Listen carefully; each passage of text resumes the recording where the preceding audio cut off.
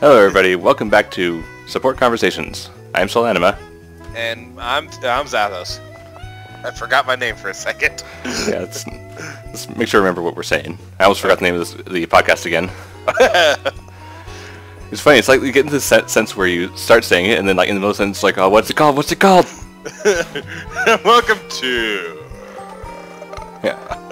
You almost become Avi, Dan's father. Yeah. Welcome to... Anyway, so yeah, welcome. It's so on the time that the episode's going out, it should be January 1st. So sorry it took me so long to get this episode out. It was actually recorded last year. Fuck off. I'm sorry. I love that joke.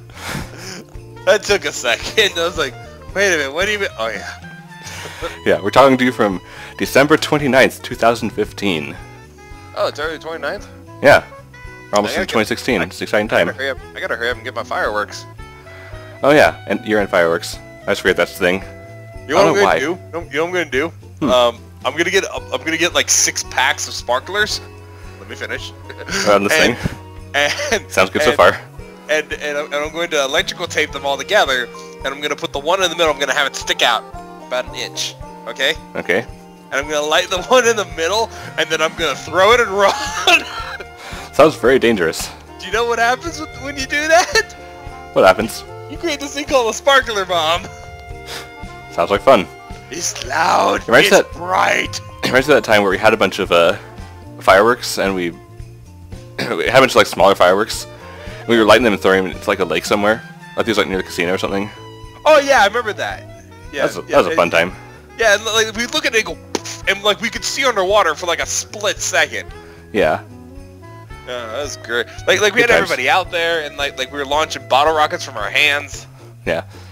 My dad used to. I think I told you my dad grew up in California, where because of the how dry it is, they have a year-round fireworks ban. Yeah. So he had a great time when he moved up to Washington. Yeah, he's always decided every year to buy like a big box of fireworks and set them off himself.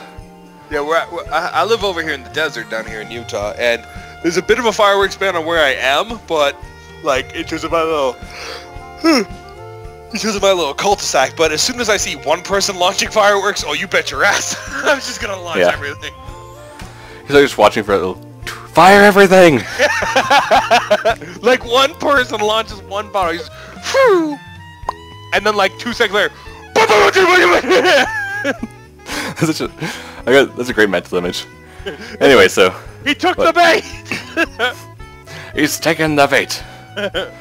So yeah, in case you didn't figure it out, since we've been kind of doing a theme with each of these last 3 podcasts, the 4th one is we're just going to talk about whatever the heck is on our mind. Yep. So for those of you who just want to listen to literally audible diarrhea... Or if you just don't really care about us talking about anything that has any relevance to anything at all. Yeah. Like, for instance, Corey, what's your favorite sauce? My favorite sauce, for food. Yeah, of course. I tried to think about this one earlier, but... I come from 4chan, and so sauce is like... It could mean a lot of things. No, sauce is another way of someone asking for the source. So I also heard people refer to alcohol as sauce. Like, I told I need to lay off the sauce. Oh god, that's like a 1950s fucking thing. Yeah, it is, but I'm just saying I heard it somewhere. I think it was when Mark Flair was doing like his Santa voice, and he's like, the old man says I need to lay off the sauce. No one's looking. And he starts like drinking it. Anyways. So yeah, my favorite sauce, at least as far as meat's concerned, is teriyaki sauce, because I can't speak for what it tastes like on other things. See, for my sauces, it's a tie. I've got ranch, because ranch goes with fucking everything. Yeah, except for a few things. like we mentioned earlier, Cocoa Puffs. Yeah, I basically bet my mom that ranch should go with everything, so I put it with a bowl of Cocoa Puffs. How'd that go? Didn't work. Oh. Bad idea. That's a shame. Anyways, so after that, there's Chick-Fil-A sauce, and there's a story behind this, by the way. When I lived up in Washington State, Corey can vouch for me up here. We don't have a Chick-Fil-A sauce in the immediate area. Yeah, I've never been to Chick-Fil-A because ever since they were founded, I've lived in Washington this entire time, and there just isn't one anywhere around here. I think I don't know if there's one in Seattle now, but like there wasn't one last time I went, which was a few years ago. Yeah, and there certainly isn't any in the Pacific Northwest, the northwest section of Washington. Yeah. Anyways, so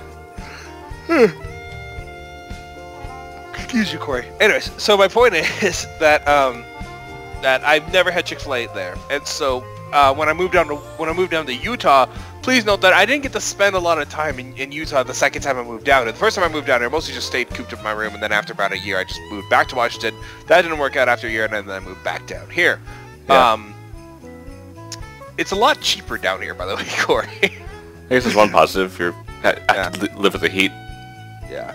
And you're like, how far away are you from Las Vegas? I'm like an hour and a half, give or take. Yeah, so that's some people consider that a pretty big bonus. It's okay. Like, I'm not much into the... Why am I so yawny? I don't know. I'm not much into the clubbing scene and whatnot. But anyways, my point is that that Chick-Fil-A sauce is absolutely delicious. And for those of you that are like, what kind of Chick-Fil-A sauce? The honey mustard? No, the fucking original Chick-Fil-A sauce. Fuck you in the fucking shit that you're trying to come in with. The original Chick-Fil-A sauce. I'm kind of 50-50 on honey mustard. I don't know about the Chick-Fil-A specifically, but honey mustard is good. Yeah, I'll have it. As soon as the wheels strike me, I'll have it on my Subway sub. But you're rude. But to be, but by the way, Corey, I think the people at Subway are starting to hate me because every time I go, I get like a big sandwich, you know? Yeah. And it's a big. Like a foot long with everything on it. Yeah, almost, because I don't like olives. But everything else. But like I'll be like, can I get a sweet onion chicken teriyaki deluxe with bacon and cheddar and pepper jack cheese toasted on Italian? 3 kinds of cheese. No, pepper jack and cheddar. Okay, so 2 types of cheese. I know you can pick multiple types. You can if you give a damn, if you care about your sandwich. But they do that, and their pepper jack is really weak. It's a weak pepper jack, so like. It's mostly just mozzarella. Yeah. Anyways. How expensive is that, by the way, for a sub like that? Oh, when I'm done with it, I think it's like $9.75. That doesn't seem too bad. Yeah. Cause I was supposed to be like $16 or something like that. No. But because you have so much loaded onto it. I also add bacon. And then I get and then I'm like, $1 to add bacon.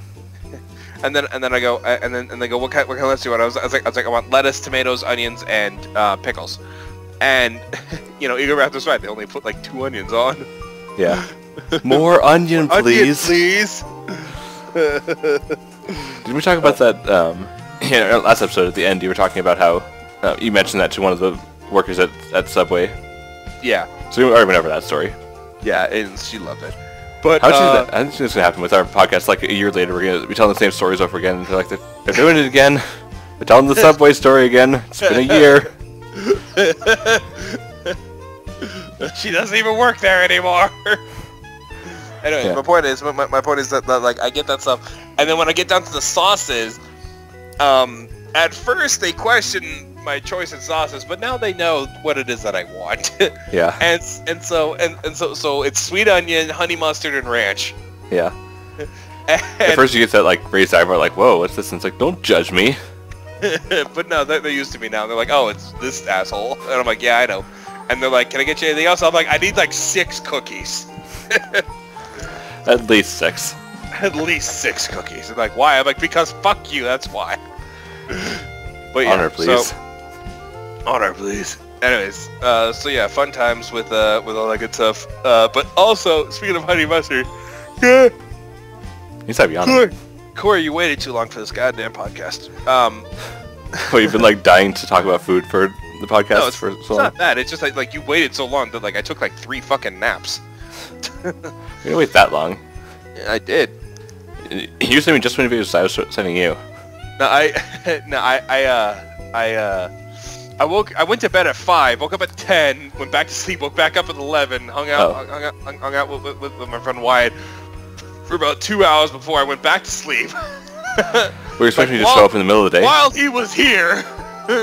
Yeah. I told you I was going to get on in the evening. Yeah, but this is late night, dude. That's what I meant, I guess. Like, after I was done with everything for the day, and I thought I don't know, it doesn't matter. Anyway, my point is Stop arguing, Mom and Dad. My point is that is that I call Mom. My point is, Okay. is that there's this other honey mustard that my dad left behind before he left to the before him and my mom left to go to Palm Springs. Mm-hmm. And it's like this Ken's honey mustard dipping sauce. Yeah. Oh my god, that shit's great. Yeah. So there's Like I could put that shit on everything, and I'm like, it's so good. And I also have this Jack Daniels. I'm really getting into honey mustard recently, where like there's all these different kind of, and there's like this Jack Daniels honey mustard. I don't know if you've ever had it, but it comes in like this relatively small container, and it's good because a little dab will do you. Yeah. It's really strong stuff. It's not really strong stuff. It's just that a little dab will do you because you need to learn that bottle costs like $5. Oh, I see. So you make a little dab, do you? Okay. So anyways, like I was saying, while we're on the subject of sauces, I might as well... Cause you got on about your favorite sauce, and I just said teriyaki, and then that was it, so let me at least say something. No. We're done. We're moving on from that. So, let's talk about... Icelandic cuisine. I know nothing about Icelandic cuisine. Oh, good. So this will be a good time for me. No, I don't know shit about Icelandic cuisine. I was gonna be like, where are you going with this?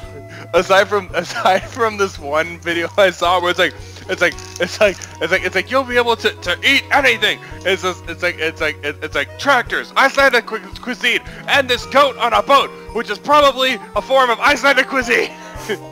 Okay. I'm just like, cool. Yeah. Like, it was in the form of like the Power Thirst commercials. Do you remember those? Oh yeah, those are great. Oh yeah, the fucking 400 babies. Yeah, they run as fast as canyons. Yeah, so like I was gonna say. I don't know what are you doing, but they don't rub your ass on the fucking carpet. Like I was saying, the first time I can remember tasting teriyaki sauce and knowing what I was eating was these. My mom used to get from Costco these teriyaki chicken skewers, and I don't know, I love those so much because they're so good, and it ended up being my favorite. Like whenever I go to Red Robin, my favorite burger that they have is the bonsai burger. Yeah. Which is because you hate America. Well, just because it has pineapple doesn't mean it's bad. Of course. It's a burger with teriyaki sauce, pineapple ring, and then I'll get that without the vegetables because I'm weird. You know what I want is some of that Red Robin salt, the Red Robin seasoning. Oh yeah. That'd be good. Because the closest thing I have like this Lowry seasoning salt that goes good with so many meats. Yeah. What do you not have Red Robins down in Utah? No, we do. It's just I don't want to pay for their shit. Oh. Like. How much does it cost for a thing of their salt? I don't know, but it's cheaper than Seasoning. It's generally cheaper than if I just get the Lowry's. Oh, okay. Because Lowry's has been good to me. Yeah. Oh, by the way, fun thing. It's kind of a me episode so far, but so I have this jug of water. Yeah. And well, and it's a you gallon. Pitcher. It's a gallon jug of water, and it doesn't have the twist top on it. You know, like how normal milk thing to it has the press top where like push on it and then it kind of locks itself into place. And every time I think of that, I was like, if anything just squeezes it hard enough or it's under enough pressure, that thing's gonna come flying off, right? Yeah. And so I was like, that seems like it'd be a bit of a problem. Earlier today, I like where this is going. Quincy is in the back of my car. Mm-hmm. Because that gives him enough room to like run around and stuff like that. And I was giving my friend Wyatt a ride home because he got a ride up here from his sister, and the sister had to go do a bunch of stuff, and so I was just like, okay, fine, I'll give you a ride home because I live pretty far fucking out of town. So yeah, you live in the middle of nowhere. Yeah, sure, no problem. I'll give you a ride. And we decided, and this is when I got the Chick-Fil-A sauce because I was like, I'll give you a ride home, but you know, food. Yeah. Feed me. And so instead of paying for gas, just buy me lunch. And so and it actually worked out because he actually owed me like $30 previously. Yeah. From like 2 years ago. Okay. but I don't forget my debts, Corey. You can attest to this. Yeah. Like either the debts that I owe someone or the debts that someone owes me. Yeah. Anyways, my point is that I usually have this thing full of water, and what's nice is that I usually keep it out in my car, you know, because it's full of water. And what happens, especially right now, is getting really fucking cold, and since I'm in the desert, for those of you that don't know, despite the fact that I am in the desert, it gets super fucking cold at night. Yeah, well, isn't that how deserts are? Yes. Some people think desert, and they just think hot. And yeah, like, burning heat at night, freezing cold. But you shouldn't think hot, you should think extreme. Yeah. It is extremely hot during the wintertime, and during the summertime, and it is extremely cold during the wintertime because of... Especially at night. Yes.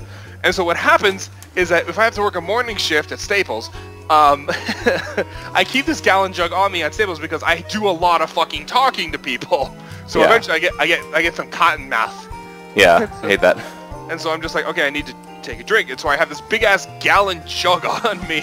And some people, like, either make comments about it. It's a good conversation starter. They're like, oh, you're thirsty? I'm like, yeah. Yeah. And so, Quincy, did he lick that fucking plate? Well, he did. Anyways.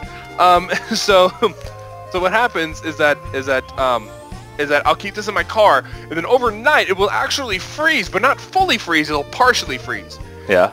And so when I grab it in the morning, like, there'll be little bits of ice chunks floating around. And I was like, I put ice in it. Yeah.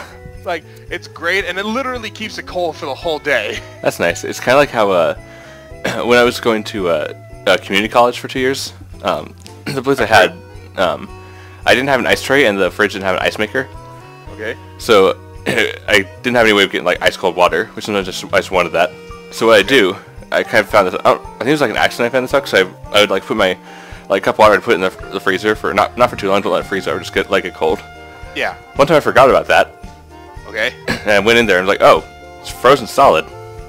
So I kind of just took it with me, and then, like, as slowly started to thaw, I was able to, like, kind of break up the ice, and it, like, thawed from, like, the middle out.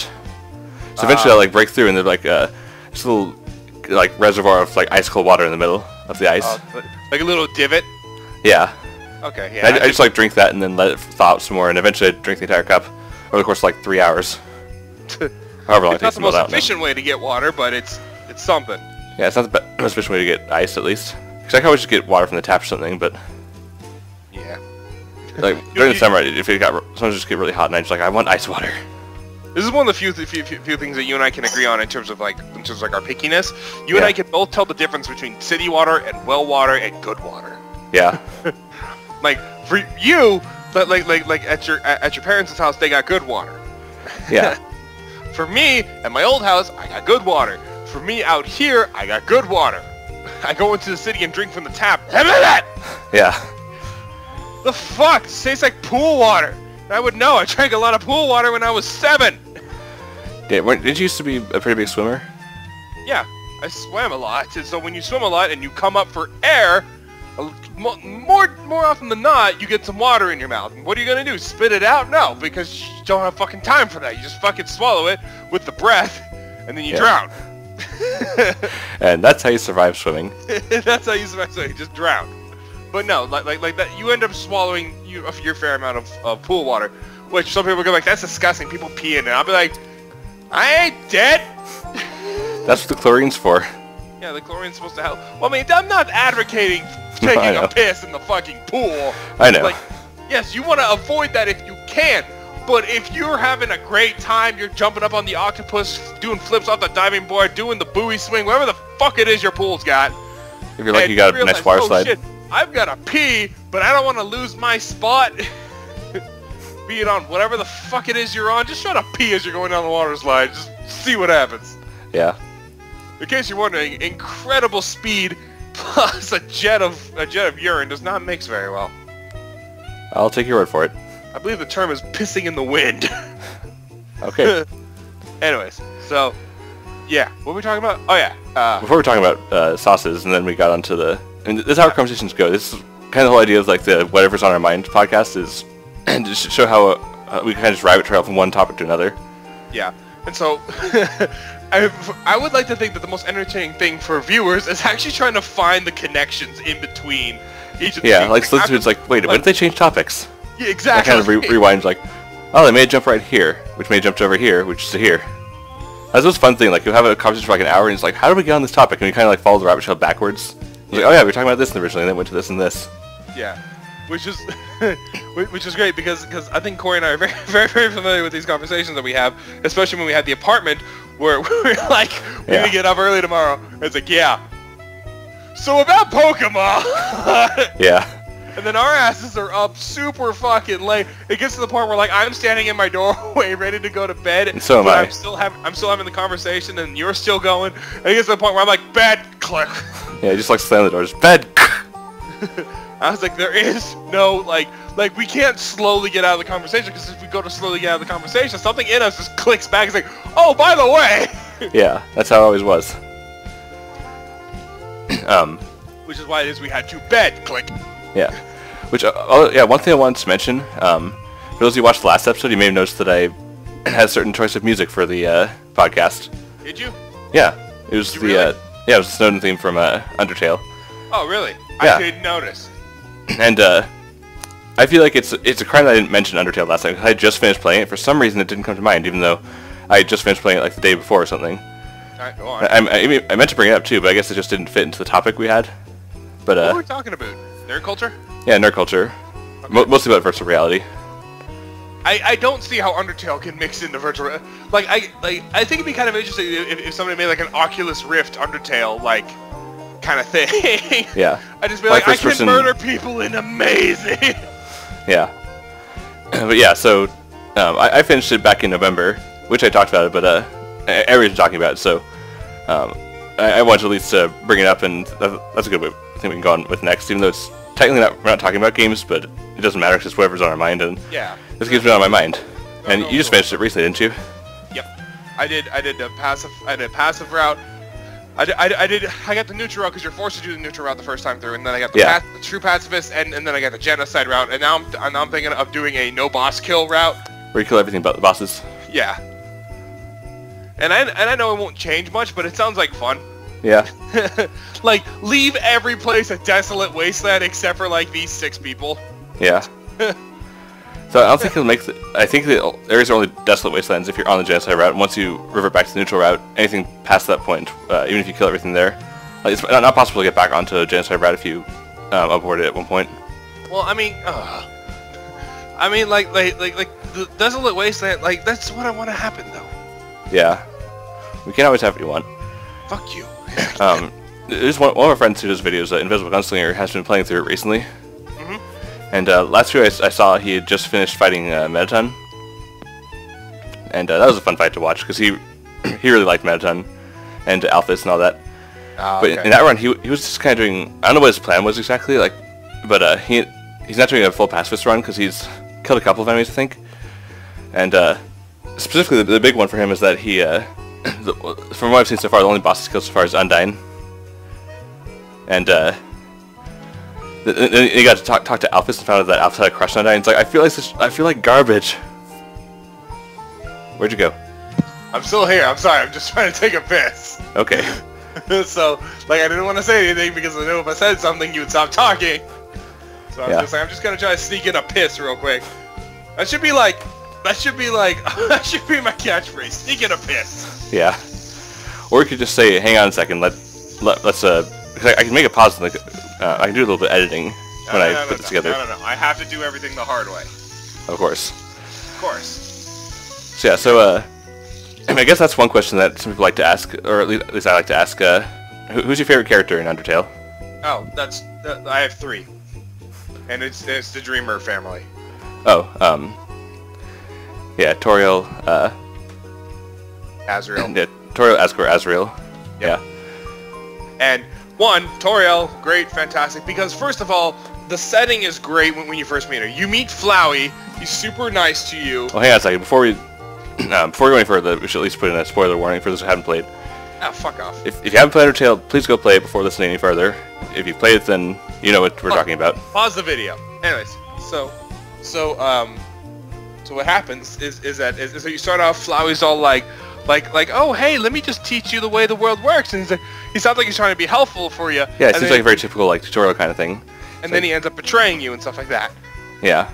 And so what I'm like is like okay, so things aren't to be trusted here. And then Toriel comes out of nowhere, saves you, and then does the exact same thing of being nice to you. And you're like, it's like, she can betray me. Yeah, it kind of sets you.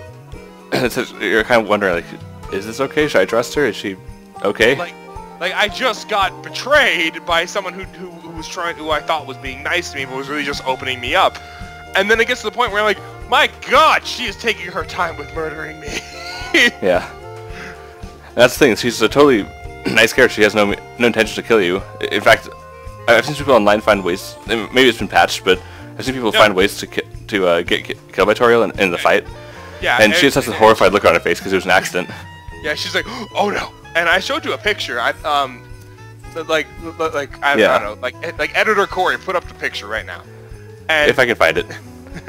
And it's a picture of Toriel going like an absolute remorse, like over that she killed you. It's a good picture. It's a powerful picture. Yeah, which I'll put that up, but this is an audio podcast, so it's not really meant to be watched. I just put it on YouTube because that's the only I can't find a place online elsewhere to host it where it'll give me unlimited space. Audible. Can you do that on Audible? Like it's always like either there's limited space or you have to pay for it. True.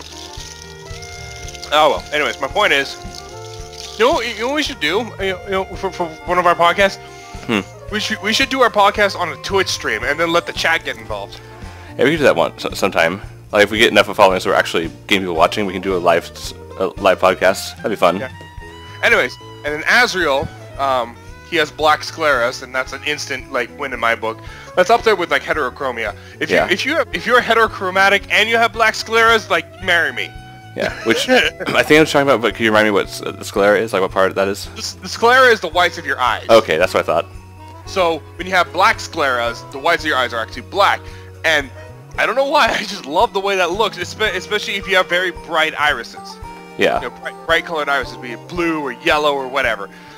That's only technically his ultimate form. Well, yeah. That has the black scleras, but yeah, I know what you mean. I'm just reminded of him as a kid, and then reminds me of that one thing where it's like last time there's a rotten egg, first one's gonna lose their skull, last gonna gonna lose their soul, and he's like, wait, what the hell now? Yeah. It's like a what was it? I was gonna say, you like the Dreamer family, and of course I like all the characters. I think most people like the entire cast to an extent, but my favorite character was Undyne. Who's your least favorite character? That's a tough question because I haven't thought about that really. I can tell you mine. Who's your least favorite? Alphys. Why do you hate Alphys? I just don't like her. I find her obnoxious. No, I liked her because she kind of spoke to. She was like the socially awkward nerd that just wanted to. I liked some of the scenes where like during the first quiz show with Mettaton, where he asked a question about her favorite series, and she's like, "Oh, I know the answer," and she's like really passionate, just talking about like what it is, and she's like, "It's actually a really powerful message about friendship and stuff." It's like, just little moments like that. Our contestant. It's like, oh, good. Why'd you tell me? I'll be sure to make this next question one that you'll know the answer to. Yeah. And I love a reaction if you get the because technically all four will give you a correct response, but like you say yourself, it's kind of funny. It's just like because the Mettaton's like, how conceited, I love it. Or something like that. How conceited, I love it! I can't remember if that's the exact wording, but something along those lines. But if you actually guess Undyne, then she starts blushing and covers her face, and it's like, oh, that's kind of cute. No, yeah. I wasn't on that boat with you. No, it's like, especially with the passive sending, when you go through the True Lab, you see like what she's been hiding, and it kind of makes sense why she's the way that she is. Yeah, I understand it, but that doesn't mean that it excuses her for sending me, interrupting my gameplay about 20 times. I thought it was funny. No, I thought it was interesting at first, okay. You get very easily annoyed at things like that. I feel like you'd be the kind of person who'd get really annoyed at Navi. You see, I didn't get annoyed with Navi because she didn't interrupt me.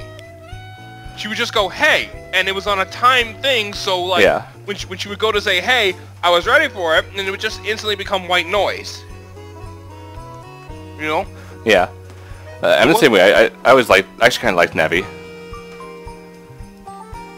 Especially if you consider what she meant to Link in the game. Friend? Yeah, how Chuck Howard put it best in his when he was playing with Majora's Mask, and he talked about Navi and how everyone hates her, and he gave a different perspective, and I'm like, yeah, that's exactly how I feel. How because he was the only Kokiri in the forest who didn't have a fairy, and suddenly when he had one, it's like, oh, now I'm one of them. Now I actually fit in. It's sort of that kind of thing. And Navi was his constant companion, is the one that gave him the courage to set out on his journey in the first place. Well, it wasn't really courage, more like she just kind of nagged him. It was like, come on! Yeah. Get up! Yeah, I like the line, does Hyrule's future really depend on such a lazy boy?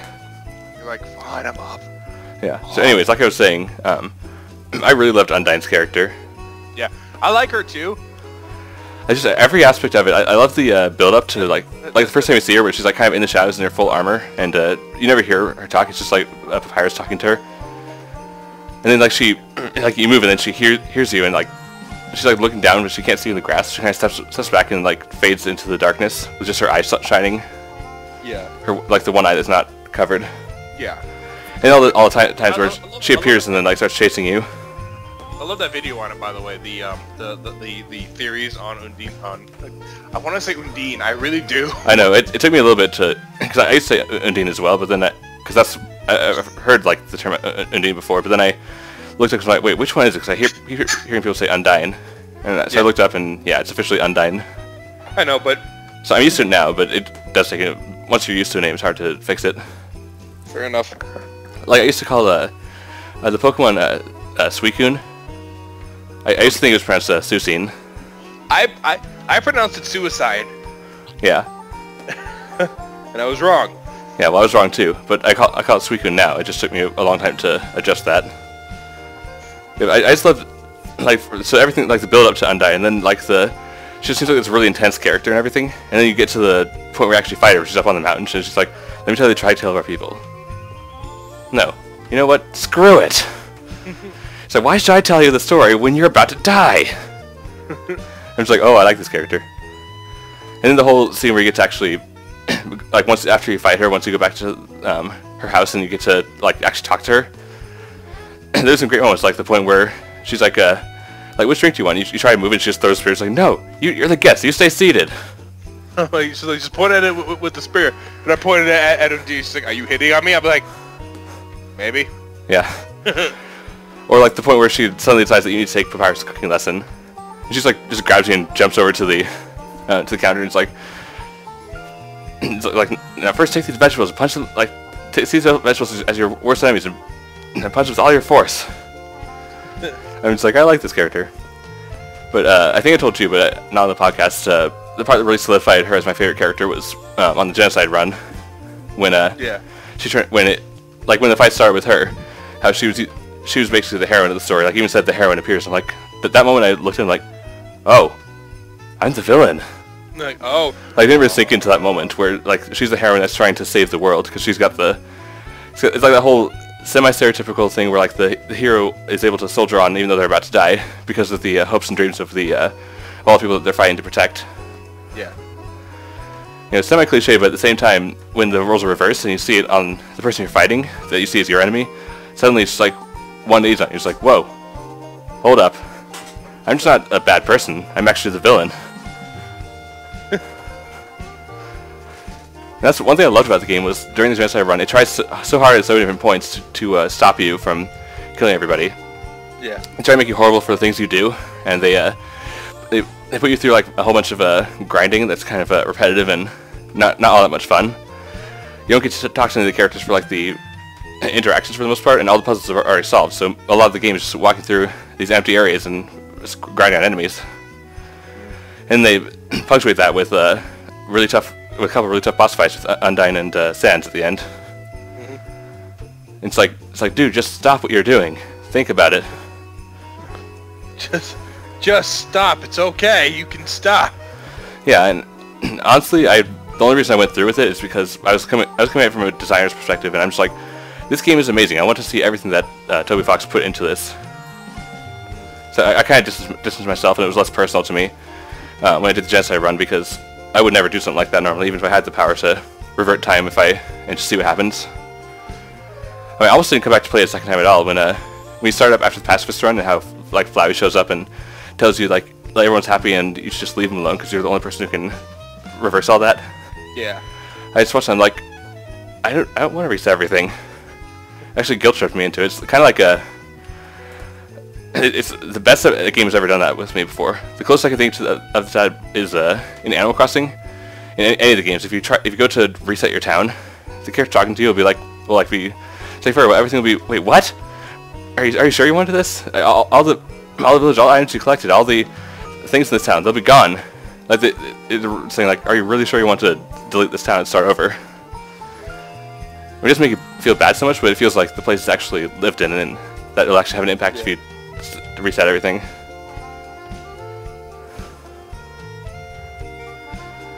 So yeah, Undyne's a good character, and Undertale's a really great game. Yeah. I don't know.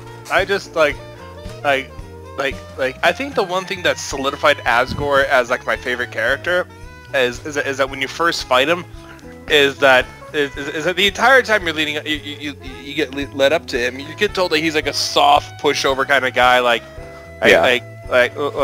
he's not that great of a person, like he's not that great of a fighter. And then when you go to fight him, like there's like 4 stages of him talking to you, and he gives you like 3 save points on the way up to him. Yeah. I'm like, okay, and then it gets to the point where it's like, where he goes, you go to fight him, and he's like, all right, I guess we'll do this. And then the first thing he does is that he destroys the mercy button. Yeah.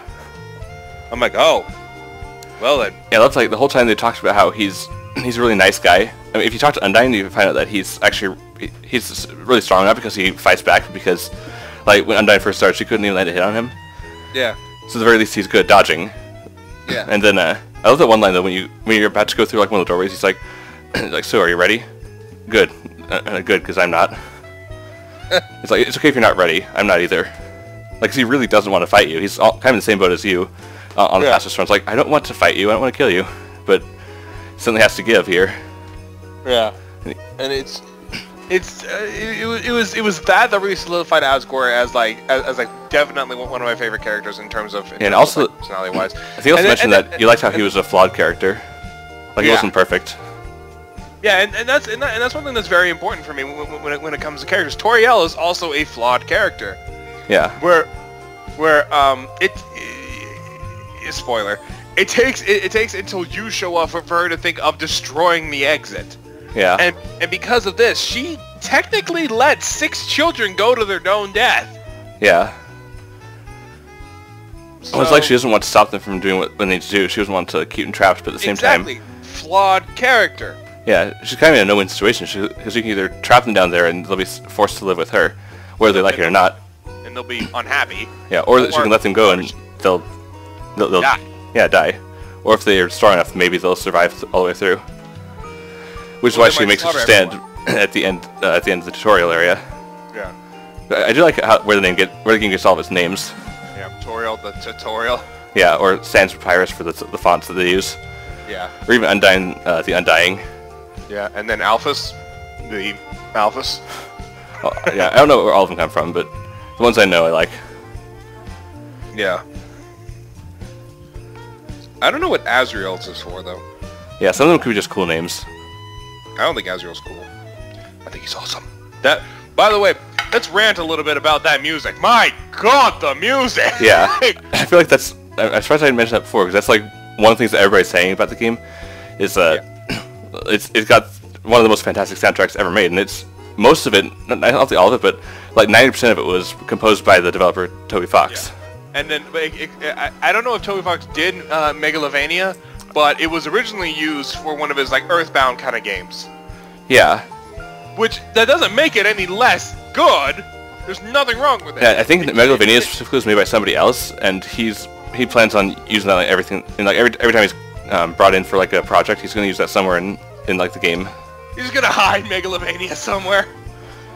I'm not sure if it's gonna be hidden or if it's just gonna be like his signature thing that he puts into every game.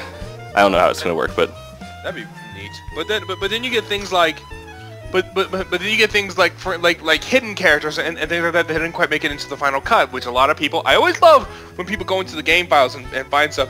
Hell, Toby Fox even had it where if you go to Undertale's website and you go to look at the website code, yeah, it'll say there, "What are you doing? Trying to find secrets? Come on!"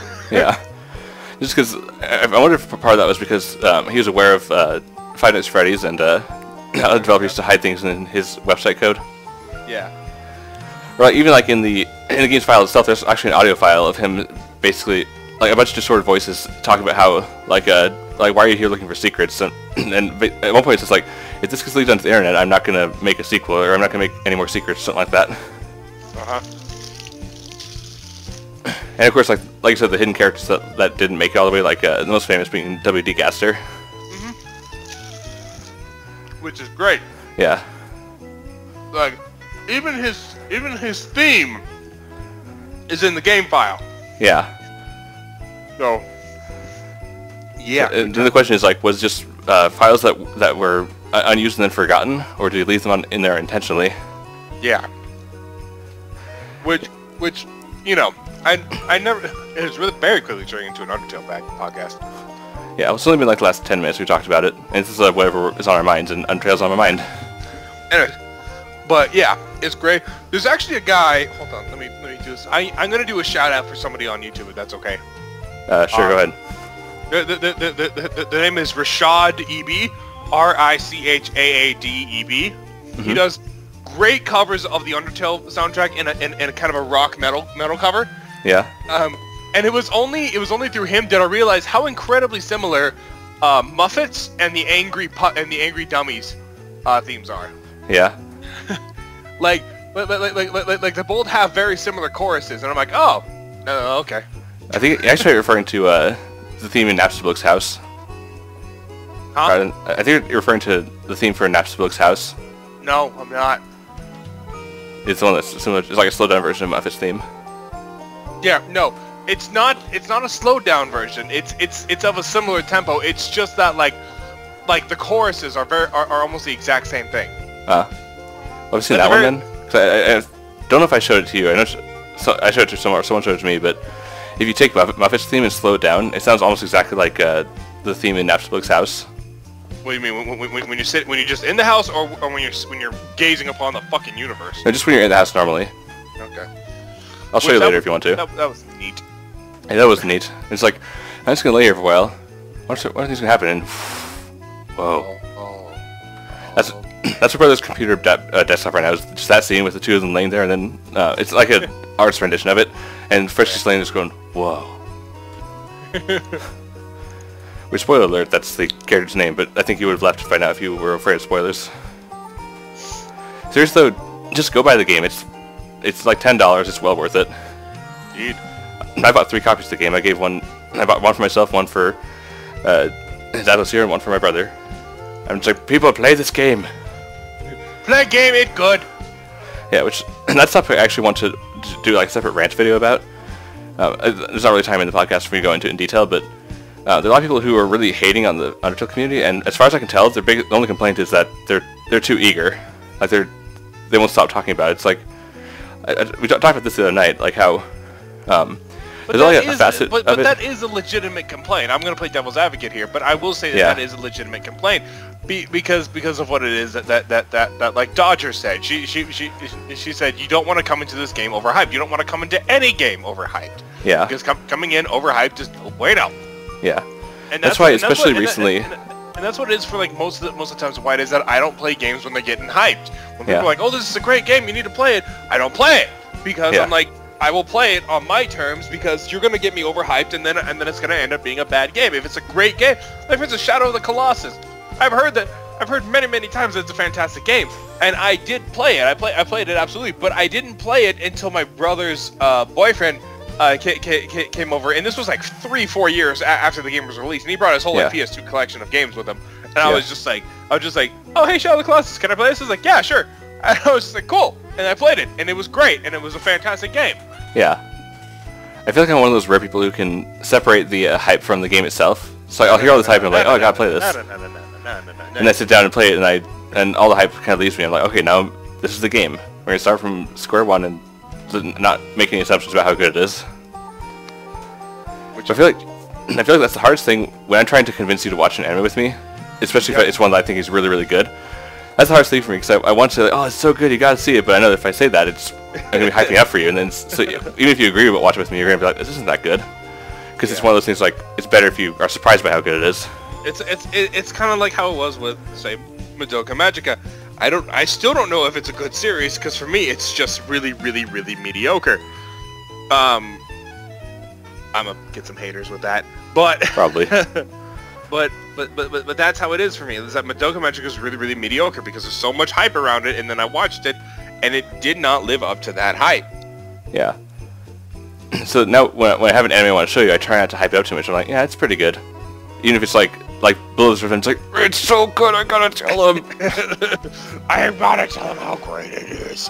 Yeah, but again, I want you to find out for yourself how good it is, but at the same time I need to tell you that it's at least okay, because I want to convince you to watch it. Yeah. So yeah, this podcast has been going for a little while now. Yeah, not quite an hour. Yeah, but we can keep it going. I mean, like, we just gotta hop off of Undertale if we can do that. Yeah, I think we've said most of what's can be said about the game. but well, I mean, we could talk about it for hours. There's lots of theory stuff. Yeah. But we covered the basics, like favorite characters, great music, all that stuff. Let's talk about Corey. Do you have a zombie survival plan? No, I don't. I do. I'm not surprised. I have like 7. Yeah. And one of them involves getting a bunch of different people who can drive different things. Like for instance, my uncle, he knows how to drive a semi truck. Josh, I'm just gonna take him with me because we'll probably need his stupid fat ass. Yeah. I know my grandpa has a huge case of guns. Yeah. Actually, hey, you're over here once, and he was showing the collection. It's like it feels like Christmas. I was just looking at his collection. Yeah, it was a really good collection, and there's also you remember Justin, my friend? Yeah. Yeah, his dad. The one who's not rich. Yeah, the one who's not rich. His dad is a cop, and he knows how to drive a train. Yeah. And I'm just like, I am gonna take you with me. It seems like that'd be really. It seems like it'd be a good plan if you get on a train, especially one that had like a track that would eventually loop around, so you just go in circles. Well, just keep on the move. What I would like is to get a train that whose fuel who had very efficient fuel. Yeah. That I could constantly get access to. Like for instance, if it was a coal train, not a lot of people are going to be going for coal. Yeah. In Zombie Apocalypse. So assuming that train stations haven't been always all fucking raided, even if they had, who the fuck's going to grab coal? Yeah. I guess that seems like it'd be more of a commodity further down the line when people just need something to keep warm at night. Mm-hmm. But at first glance, people wouldn't think much on it. Yeah. So just get a train and just stockpile a shit ton of coal. Yeah. It probably one of the things, and that'd be nice. Not to mention, God knows what the fuck's on the train. Yeah. Like, if it's a passenger train, well, that's pretty straightforward. But if it's like a cargo train, like, I just get in there and like one of them's holding like a fucking warhead, just like, oh, okay. Oh, worst comes to worst, I can set that off and hey, go take out a bunch of them with me. Blaze of glory. Yeah. Yeah. Yeah. I don't really think much about the possibility of a zombie apocalypse. It's one thing, like, I don't hate the idea. I don't hate zombies in games and in movie stuff, but I sometimes wonder why it's such a big thing right now. Yeah, it's very simple. You can kill someone and not have to worry about it. I feel like that's part of it, but yeah, it's just something about zombies in this day and age they're just everywhere. Yeah, I think it's less so now. Like I think we've kind of gotten over ourselves. Yeah, I feel it's kind of falling back into your regular, like just another monster sort of thing. Yeah. But I wonder what really started. Like, what really kickstarted the revival of zombies everywhere? I can throw some speculation that probably it's something like Left 4 Dead, as well as I don't know what started, but I feel like The Walking Dead had a hand in it. Yeah, The Walking Dead absolutely had a hand in it, but zombies were kind of already going by then. Yeah, I feel like they're kind of like starting up, and The Walking Dead kind of jumped it into another gear. Yeah. Whereas like they're already around, but then Walking Dead comes out, it's like suddenly it's like, oh, this show's really popular. We need to do more shows like this. Like zombies everywhere. Good times. Yeah, good times. But really, we've been talking for about 50 minutes now, so I think we should start wrapping it up. Alright, sounds good. It feels like these podcasts are over a lot faster than... Like, it doesn't feel like it's been 50 minutes. It feels like it's been like 20. I think it's mostly because we're just enjoying what it is that we're talking about. Yeah. Okay, so yeah, hopefully you guys have enjoyed these introductory podcasts. These first 4 kind of covering the broad range of what we might talk about. Mm-hmm. I don't know what we're going to do for the next one, because now it's kind of an open gate now that we've established our style of podcasting. Mm-hmm. Hopefully we can get some more people to watch, because not many people watched the last one. But maybe just a timing thing. Maybe people were just busy with other stuff. And maybe people just don't like us. That's most likely. Yeah. I mean, of course, that's not possible for you, Taylor. No, everybody hates me. Don't say that. So yeah, this has been... It's a silent rage. Yeah. Alright, so this has been Solanima. Alright, and I'm Zathos. Yeah, I'm trying to forget your name. I almost did. Okay. See you all next time. See ya.